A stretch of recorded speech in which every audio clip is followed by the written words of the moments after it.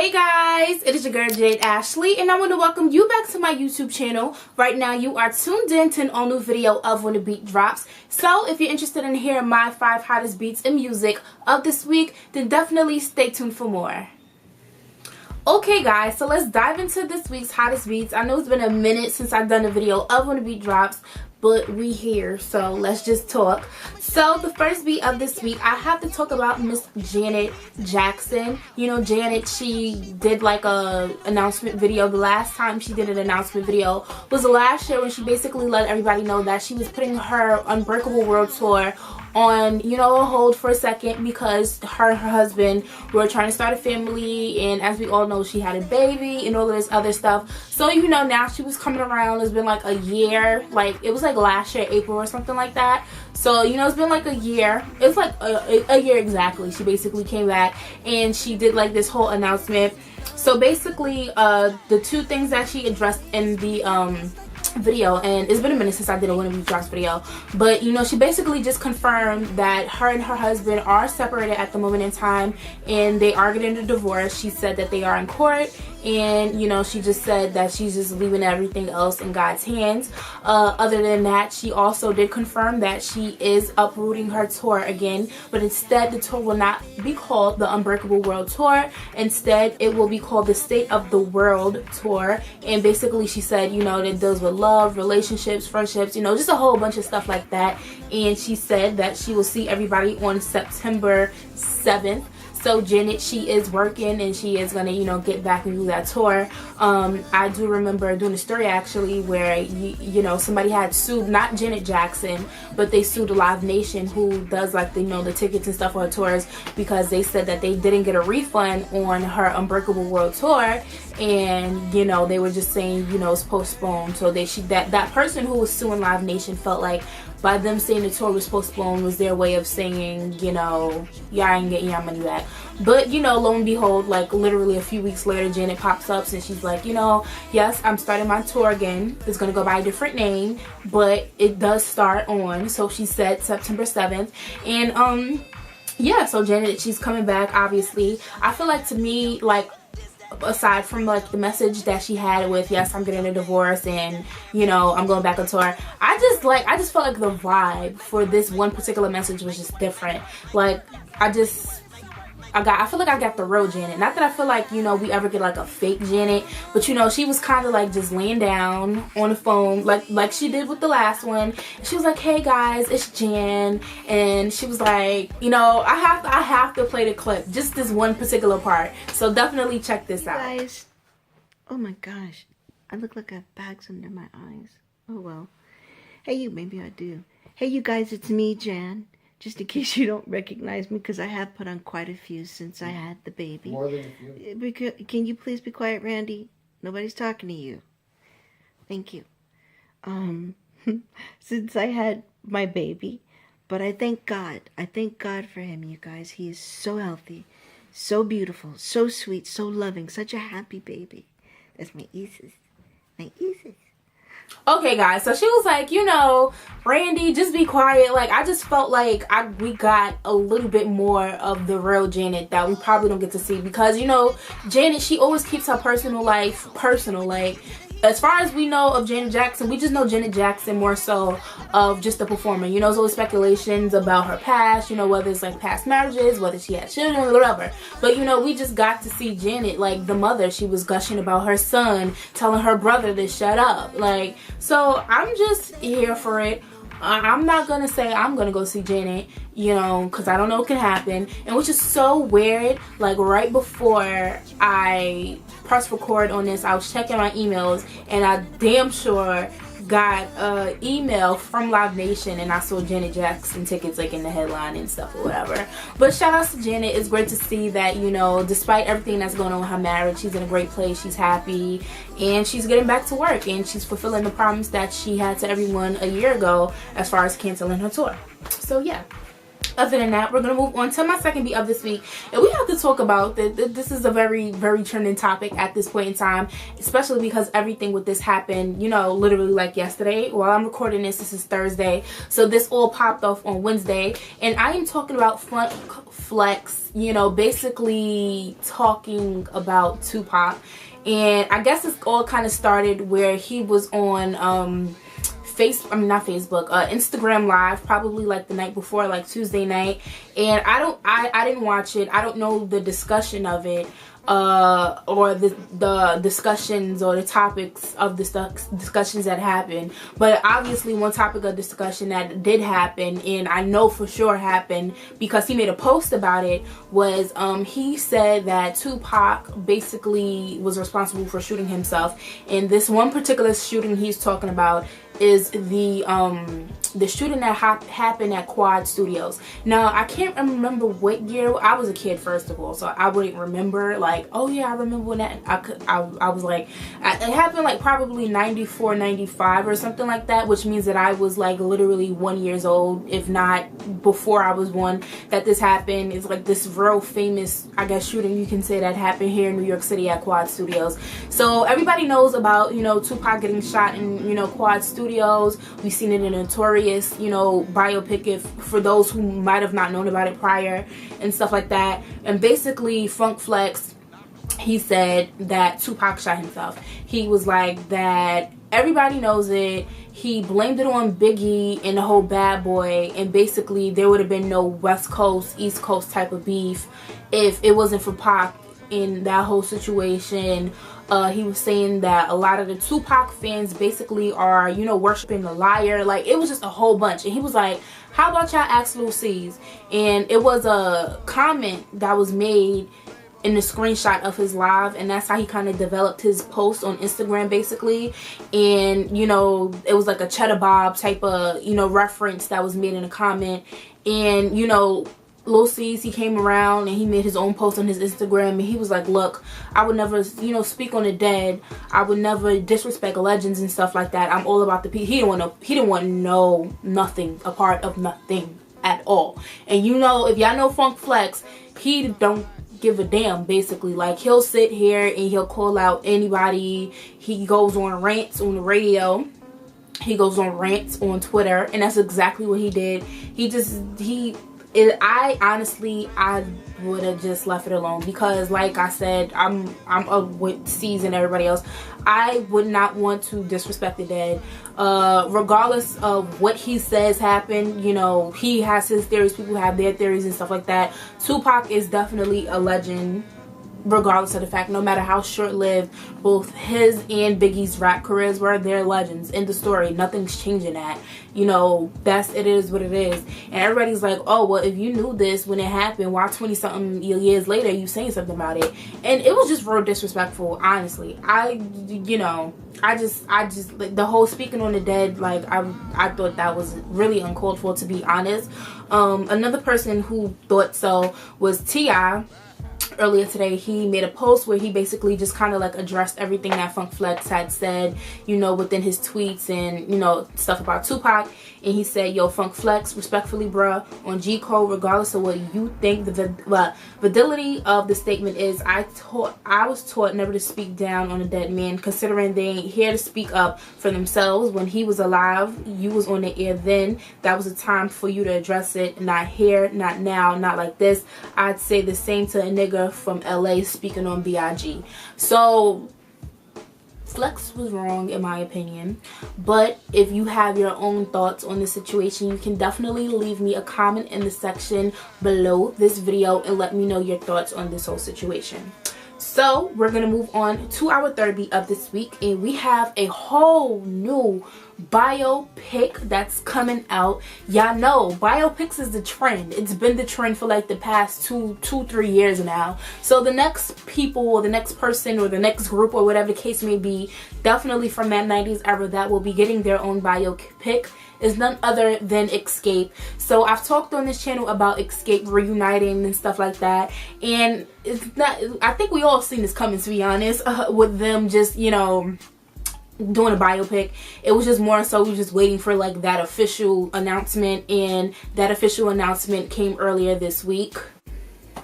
Okay, sorry guys, my battery died or whatever. But yeah, so basically the official announcement for the Xscape biopic was made this week, and it was announced that Xscape, they will be teaming up with Mona Scott Young. Mona Scott Young will be producing their biopic via her Mona Me, if that's how you pronounce it, entertainment company. You know, the same people that be doing Love and Hip Hop. And so she'll be producing their biopic, and at the moment in time, they are shopping the idea or their biopic around to different networks.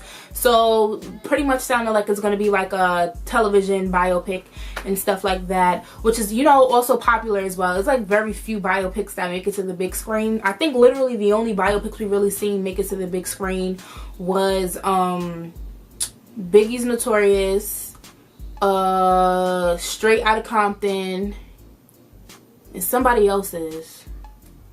Notorious, Straight Outta Compton. Well, yeah, Notorious, Straight Outta Compton. Oh, and yeah, Notorious and Straight Outta Compton. I think literally those are like the only biopics off the top of my head that I feel like in recent years made it to like the big screen. You know, Tupac, his biopic comes out in next month because we're in May right now. So, you know, it's very, very, very few. So it sounds like their biopic is going to be on television, and they're also out here trying to shop like a different another like separate project, basically kind of documenting their, you know, their reunion and stuff like that. I guess like a behind the scenes type of look. So that's real dope. And in all of this, you know, announcing of their biopic, it was also learned that TV1 had also announced that they were doing a biopic for Xscape, but the original members of Xscape that's, you know, reuniting, they have nothing to do with it, and they actually, like, they're not in support of TV1's biopic on them.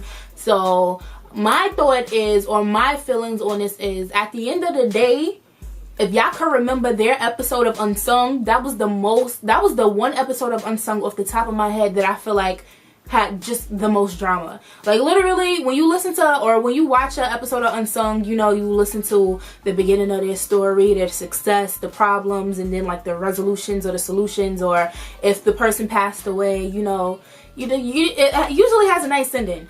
Theirs didn't have a nice ending. It was the, you know, getting together, the love, the success, this and that, the problems, and we still have problems. But obviously they resolve those issues because they are like reunited and stuff like that. But all the drama that I heard about in Unsung, I just know I want to see it in, if not both, at least one of those biopics. So yeah, other than that, I'm definitely here to, you know, see like a whole Xscape, you know, reunion. Well, we already know they're having a reunion, but their biopic and stuff like that.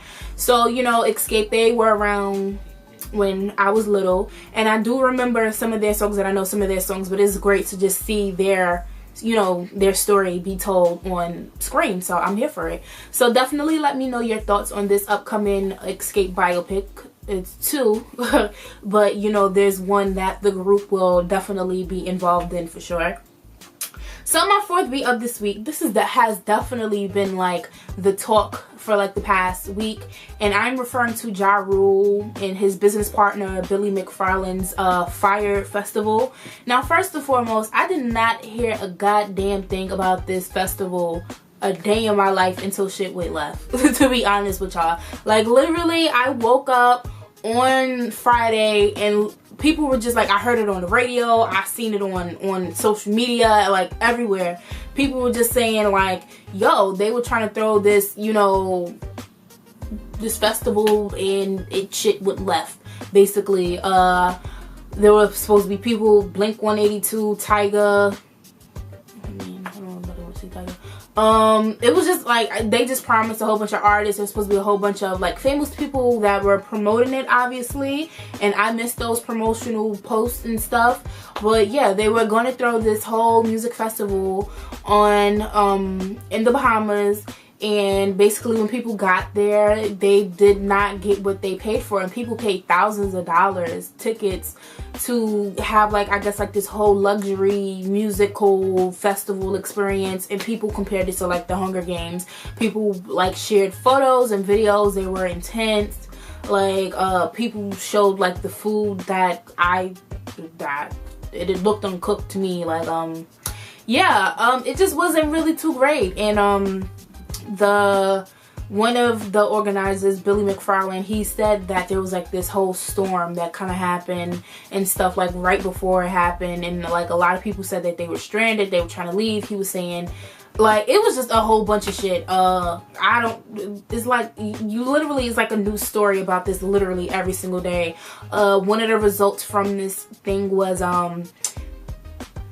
they got sued 2 times so far. So I've read about two lawsuits that they had going against them. I hear that they're banned from doing, you know, events in the Bahamas. Billy McFarland, he did an interview with Rolling Stone where he basically said that, you know, this is pretty much the worst experience of his life, but he did mention that they're gonna attempt, I guess you can say, to do this music festival again next year, but instead, obviously, they can't do it in the Bahamas. They're gonna do it in the US. They're gonna accommodate people who paid for stuff.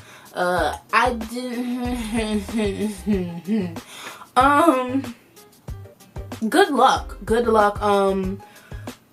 You know, so far they got the title of scammers going around. Like they're the face of like the National Scam Society, if that exists, or something like that. So definitely let me know your thoughts on this whole Fyre. I hope I'm saying it right too, because it's Fyre festival, and like their whole logo was like a fire anyway, so it should be fire. So yeah, definitely let me know your thoughts on this whole failed Fyre festival that kind of went down, that's continuously staying within the news like for this whole past week for sure. So other than that, we are going to move on to my very last beat of this week, and I have to talk about Travis Scott. So Travis Scott, he is being sued by his former management company. Now the management company that is suing him is LCAR.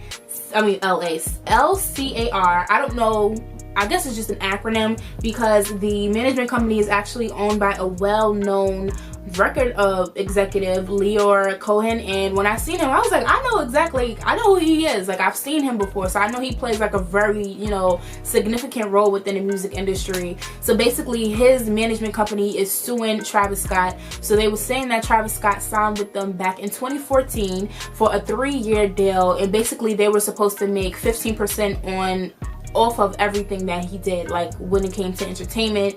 And you know, he eventually parted ways with them, and they're saying, you know, he owes them about, you know, $2 million. And you know, Travis Scott, he's definitely popping right now for sure.